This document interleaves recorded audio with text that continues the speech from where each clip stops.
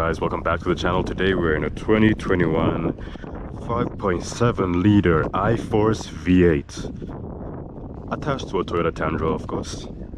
This is the vehicle we have for today, pushing 381 horsepower, 401 foot-pounds of torque, and attached and transmitting all that power is a 6-speed transmission, automatic.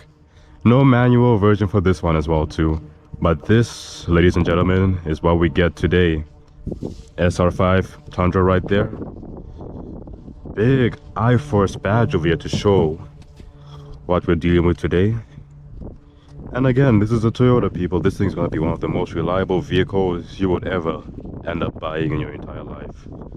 And again, I'm 6 foot and I can just barely, well not barely, but I have to kind of almost hop onto my tippy toes to see what's inside this vehicle. And honestly, bro, not gonna lie, this really is a stunning truck. Beautiful from any way you look at it though. So of course, you already know the drill. We're gonna do a quick walk around, see what we can and can't do. See what we can and can't do in this vehicle. Well, of course, we're gonna take a quick look at the back seat from a comfortable 6 foot person's view. Homie, I got so much room. I am good. I am doing good right now. Quick passenger view as well.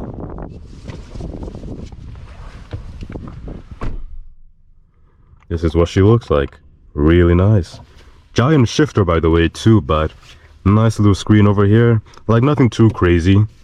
It's not gonna try and compete with RAM with those gigantic screens RAM has, but again, you don't buy Toyota for the technology, you buy it for the reliability and the value, man. This thing really holds its value well. One thing I like about this one, specifically on this truck, is a giant vent you get over here though. This giant vent feeds air into the entire vehicle and sucks in a ton of bugs at the same time too though. So this is the vehicle we're going to be driving today. Sexy, big tires, 4x4, and it's a V8, so you already know it's not going to be that great on gas, and it's a truck too, so it's even worse on gas. But hey, one thing I don't like is just how outdated the key seems though. It's a 2021 model and you still get this kind of technology at least though. Interior wise, we got cloth seats and a huge storage over here as well too, really big. That's the thing about trucks I like though, the storage they give you is immaculate and it's really nice. And of course, we're gonna do a quick little rev test, see what this thing sounds like. Probably can't hear it too well.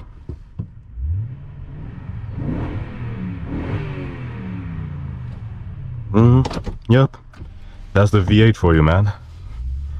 5.7 liter V8 pushing pretty close to 800 horsepower, just 20 horsepower short. 19 actually though, but still a really good car. As we quickly go for a quick drive, let me just tell you about how it feels cabin wise though. We got our AC, traction control. We don't have any sports settings per se though, but we do have a manual mode for us to manually select our gearing though. So that makes it sporty to some degree if you really wanted to. Of course, it's a 4x4, so we can choose what our drivetrain is going to be, rear-wheel drive or 4x4 as well too. And of course, traction control. You got our charging outlets down here as well too. We got our radio, which has a really good bumping sound system though. One speaker on each door as well too. No moonroof unfortunately though. And Toyota does give you a warning that you should not turn too quickly in this car unless you want to tip over. Which I doubt would happen though. No one's really gonna try and make a sharp turn in a Toyota Tundra. But the thing I love about this truck, the engine. You can tow so much with this car and it sounds good while doing it too. snoring? Does it sound good? It's gonna be reliable. So it has that Toyota reliability, people. Like, no matter how much you beat it up, this thing will refuse to die. I know Top Gear featured this car one time as well too, where they tried to destroy it. All they did was change a couple of spark plugs and this engine kept on going. And knowing most people, you're not gonna be throwing this thing off a cliff. Hopefully you won't be. But if you end up doing that, know that it has survived the test. Top Gear has done it before. I'm not sure what season it was or what episode, but I do remember they did that once though. Now we're coming to buttons down here as well too. Buttons, you just have a menu selector over here as well too. Like, this just shows you how much you've been driving so far and when the truck thinks you might need a break as well too. You got your standard RPM, fuel cluster, and speed as well. This thing tops out at 200 kilometers an hour, which in a truck you really don't need to be going that fast either way though. Not even off-roading you would have anywhere to get that kind of speed. And average tank gas usage, I have kind of been having a heavy foot this past few days, so our average is 17.7 liters per 100 kilometers, which really isn't that good to be honest, but I've had a heavy foot testing all 381 horses in this car, so that's kind of on me as well too. Insulation is pretty good. Today's a windy day, so I'm cutting this car some slack as well too. But overall, really nice truck though. And of course it gives you like how many kilometers you've driven in the same time as well too, like through the settings and in the menu as well too. It just shows you how many kilometers, how far you've driven, and how much gas you've used. And so pretty good.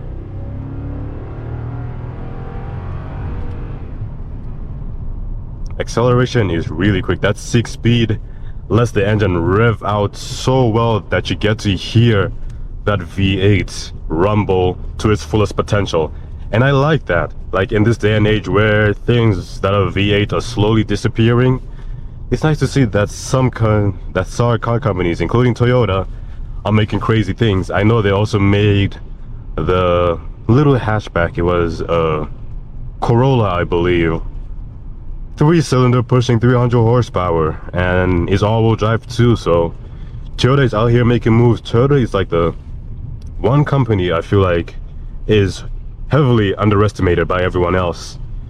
Everyone, when you think Toyota's sports car, they always think Supra, but hey, that little hatchback is coming in hot, and I'll be super proud to see that thing gap a couple of sports cars just to show people that Toyota still has it and still does it though. But other than that, back to the truck review. Handling is pretty smooth though. Suspension absorbs a lot of the rocks and anything that this thing goes over. And again, we have 4x4, so even if we do decide to go off-road, we would have absolutely no problem with that at all too. And not to mention that this thing has a bumping stereo system though. Like, I was playing some tunes in this thing, and trust me, unfortunately I can't play for you because of copyright issues as usual. But this thing sounds really, really good. And again, tons of room. You can easily fit a whole family in here, and just toss all the equipment in the back too. Like, this thing has a lot of room in the back. Towing capacity, you can go camping anywhere with this thing too as well too. So this thing is really, really good. And what's not to love about a Toyota truck, man, this thing's gonna hold its value indefinitely. Like, you don't have to worry about anything still. And what else would you need, man? Everybody craves reliability and some kind of stability, and Toyota does deliver on that as well too. So hey, it is kind of a big investment as well too, just because of the gas this thing uses. But again, because it's a bigger tank, you won't be at the gas station every single time though. And of course, it's a Toyota. And speaking about the performance of this vehicle as well too, this thing does 0 to 60 in around 6.7 seconds on a good day as well too. Assuming you don't break stuff like traction, it's not a rainy day, it's not snowing. Not like that's gonna stop you from getting to 60 in this thing though, but hey, some specs you might want to know about as well too. And a few dislikes around the Tundra. Even though it does have a V8, and I'm a big fan of anything with a V8, it doesn't have the proper exhaust to properly complement it as well too though.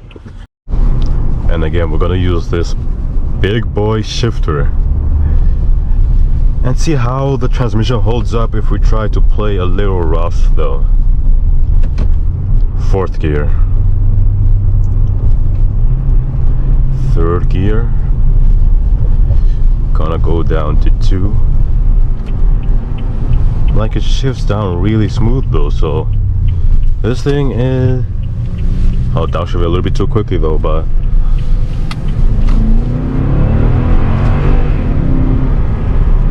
sounds good. It lets you do pretty much anything you want. It lets you redline the vehicle, lets you do borderline anything with the transmission. I'm pretty sure if you try to blow it up though, it will try to stop you. It has to have some kind of fail-safe. I'm not gonna try that because this is not my vehicle, and I really don't want to turn this channel into a fix-it channel to some degree. So, ooh, just passed the cop.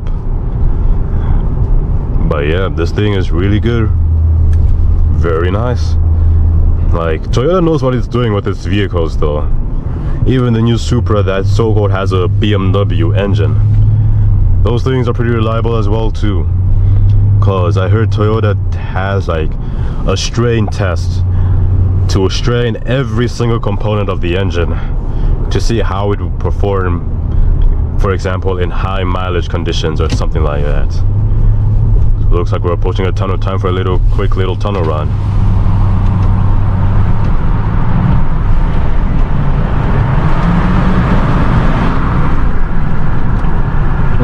Not bad. Again, it lacks the exhaust to really complement the engine though. But other than that, I'll give this vehicle a solid 8 out of 10. One of my higher ratings because again, I'm biased to trucks, but that's just me. Alright guys, take care and peace. And good night. Toyota Tundra. And I gotta give these keys back now.